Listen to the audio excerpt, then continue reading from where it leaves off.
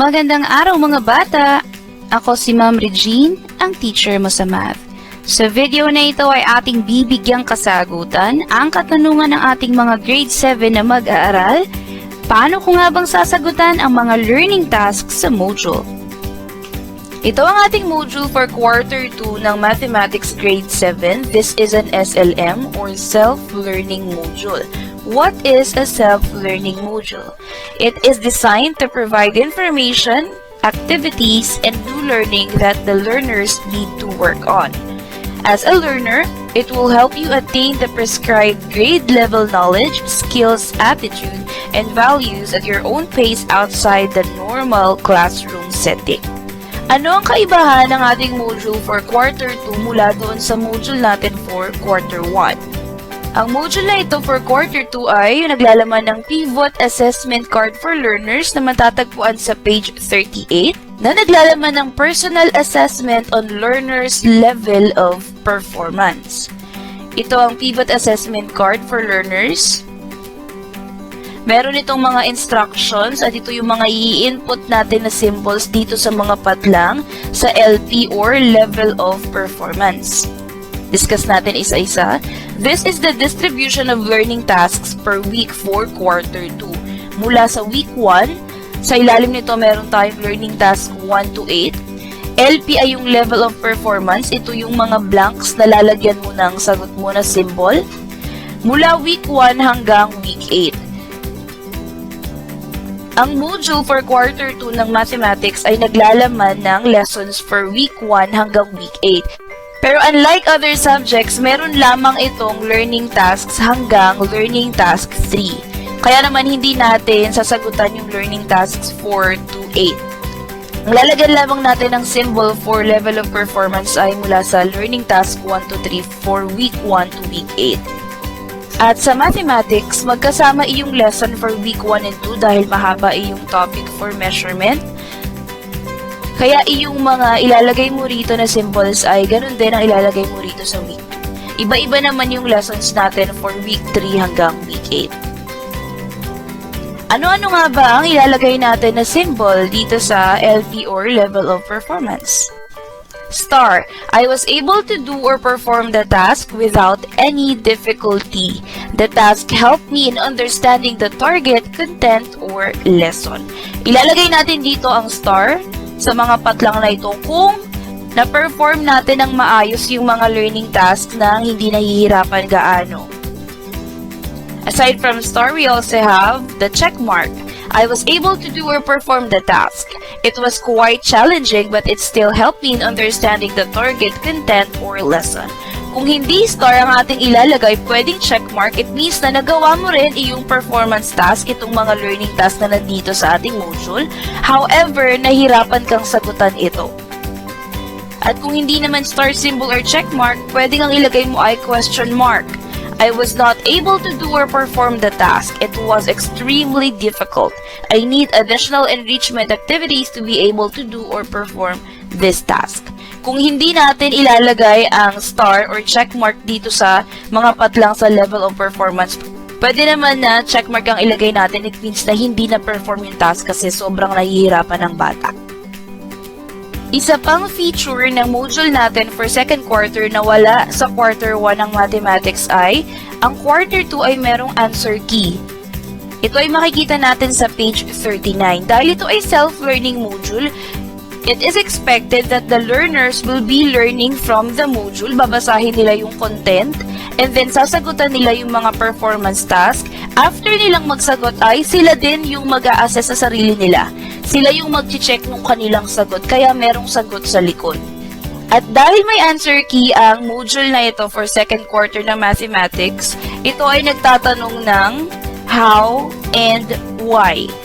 So instead of just giving out the answers, you will be asked how. Paano mo nakuha yung sagot? How did you arrive with the answer? How? Show your solution. Why? Bakit ito ang sagot? Explain in 1 to 2 sentences. Kaya para sa mga videos natin kung paanong sasagutan ng learning tasks, ilalagay natin kung paanong sinasagutan ng how. We will be showing the solutions and why. Explaining the answer. those questions that do not require solution, ang gagawin natin ay i-explain natin ang sagot. This lesson ay under ng Week 7 ng ating 4A Cube MELC-based module for Grade 7 Mathematics under Quarter 2, Lesson 7. Meron na rin tayong naihandang video discussion paukol dito, Linear Equations and Inequalities in one variable. Ito ay available na sa ating YouTube channel, ang Teacher Mo sa Math. For Week 7 ng ating Quarter 2 module for Grade 7 Mathematics, this is all about linear equations and inequalities in one variable. And for Week 7, meron tayong 4 na learning tasks na kailangang i-accomplish. Ang learning task 1 and 2 ay matatagpuan natin sa D part or discussion. Ito ay nasa page 30. Ang learning task 3 naman ay nasa E part or evaluation na nasa page 31. At ang learning task 4 ay nasa A part or assessment sa page 31 din. Magdako tayo sa learning task 1. Ito ang ating makikita for learning task 1. Translate the verbal sentence to mathematical sentence and use variable x to represent the number. Dito sa learning task 1, meron tayong 5 verbal sentences. All we have to do is to translate them into mathematical sentence. At yung gagamitin nating variable para sa mga unknown number ay x. We cannot use any other letter from the alphabet kasi stated siya sa ating direction na x lamang ang gagamitin. Para sa learning task 1, hindi natin kailangan mag-compute dito, so no need to show solution.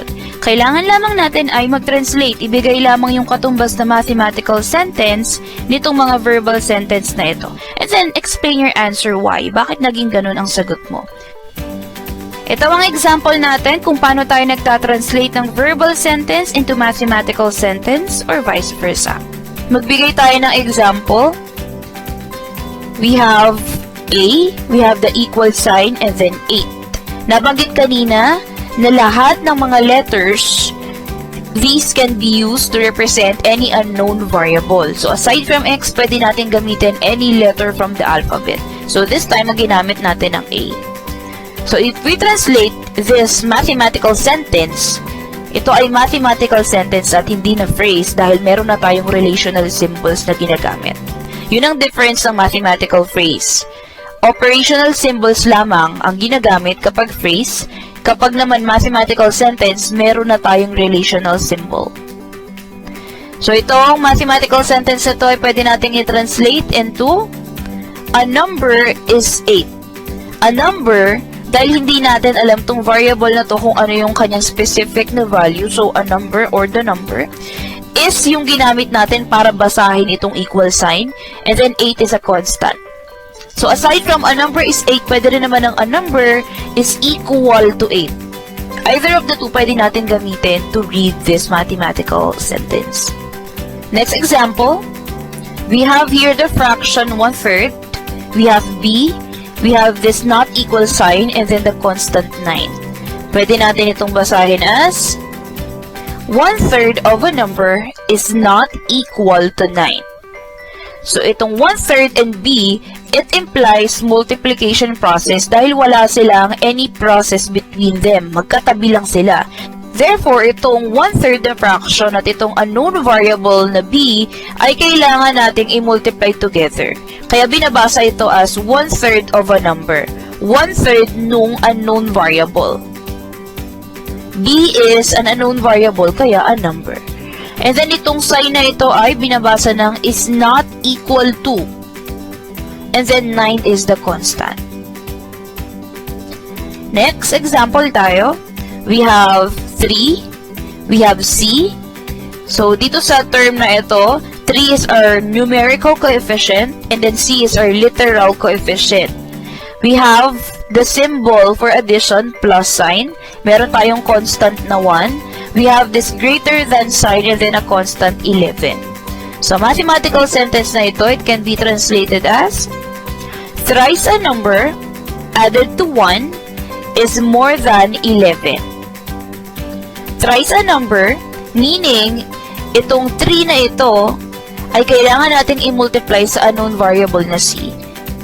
It implies multiplication, kaya thrice a number. Thrice ang ginamit dahil 3 ang kailangan nating multiply, pwede natin gamitin ang special term na thrice. Pwede naman ang 3 times a number. And then added 2 ay galing dito sa plus sign. Pwede rin naman na thrice a number increased by, thrice a number plus, and so on. So, yan ay mga terms na ginagamit for addition. Ginamit natin this time ay added 2. 1 is a constant. And then, this sign, we translated it as is more than. Pwede kasing more than. Or pwede rin namang is greater than. So, instead of more, we use greater. You can use either of the two. And then, 11 is a constant. Kaya naman itong sentence na ito ang kanyang translation. Another example, we have here 2. We also have d, an unknown variable. We have the minus sign. And then, we have the constant 1. D minus 1, enclose siya into a parenthesis. We also have this inequality sign na less than, and then a constant 5. Translating this mathematical sentence into a verbal sentence, we can translate it as twice the difference of a number and 1 is less than 5. Kung mapapansin natin, a number, the unknown variable d, minus 1.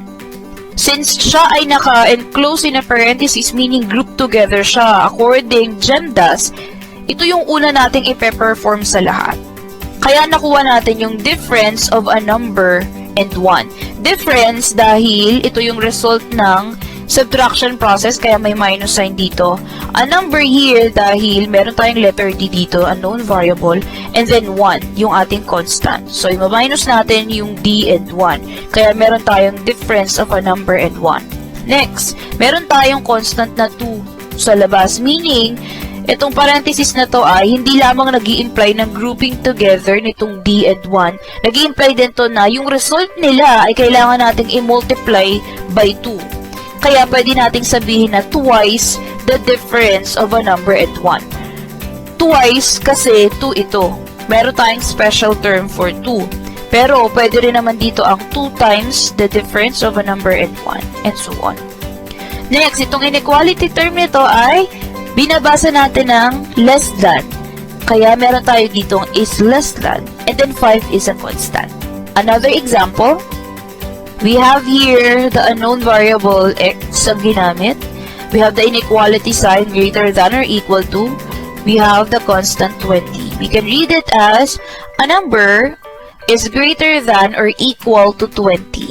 A number, this phrase refers to the unknown variable x. And then this sign, ito yung kanyang basa sa kanya, greater than or equal to. Kaya meron tayong is greater than or equal to, and then 20 is a constant. Kung hindi natin gagamitin yung term na greater than or equal to, pwede rin namang a number is at least 20. Or pwede rin naman na a number is not less than 20.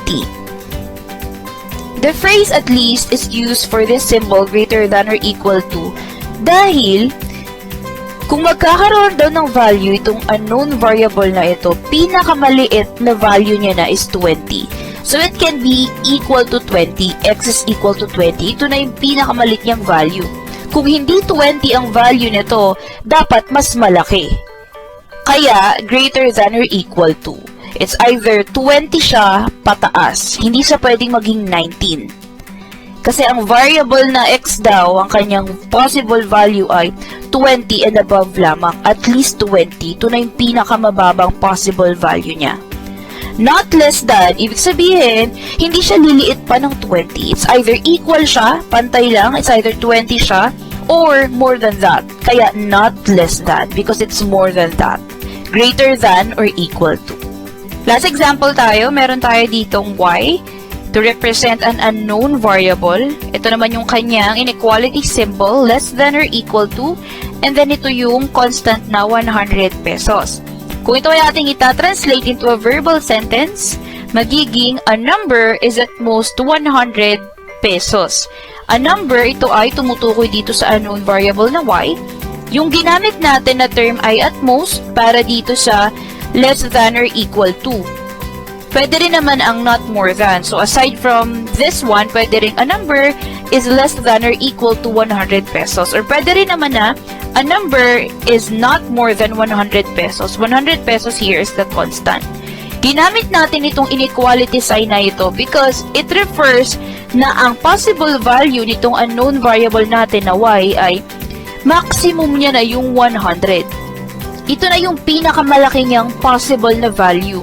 Y can be either 100, which is equal to 100, or less than that. Pwede siyang 100 and below, pero hindi na pwede pang lumagpas ng 100. Kasi at most, yun na yung pinakamalaki niyang value. It cannot go over 100. Tulad ng ating napanood mga bata, nagtatranslate ang mathematical sentence into a verbal sentence. This time, ang gagawin natin from verbal sentence, translate natin into mathematical sentence. Very important na dapat alam natin kung anong operational symbol at kung anong relational symbol ang gagamitin natin to translate these sentences. Isang example na ibigay dun sa ating napanood ay, yung verbal sentence ay a number is 8. Translated into mathematical sentence, ito ay magiging a is equal to 8. However, in this case, ang gagamitin yung variable ay x lamang. So, instead of a or any other letter from the alphabet, x lamang ang gagamitin ninyo. Ito yung verbal sentence at ito yung kanyang translated mathematical sentence. Explain natin paano naging ganun ang sagot. A number pertains to any letter from the alphabet. This is pertaining to the unknown variable. In this case, we used a. So, itong a number, ito ay para doon sa unknown variable at ang ginamit natin ay a. Is, kung mapapansin natin dito sa verbal sentence, meron tayong term na is. Is refers to an equation, thus we have to use an equal sign. And then 8, this is a constant number, and this is 8's numerical form. Therefore, ganyan natin siya itatranslate. This is the verbal sentence, and this is the mathematical sentence, and this is how we get the answer. That's it for our video for today mga bata. Hangad ko na natutunan nyo kung paano nga bang sasagutan ang mga learning tasks sa Module 4, Quarter 2. Subscribe to my YouTube channel ang Teacher Mo sa Math for more Grade 7 Mathematics contents. Also, like and share this video para mas marami pa akong mga batang Grade 7 na tulad mo ang maabot at maturuan dahil ako si Ma'am Regine, ang Teacher Mo sa Math.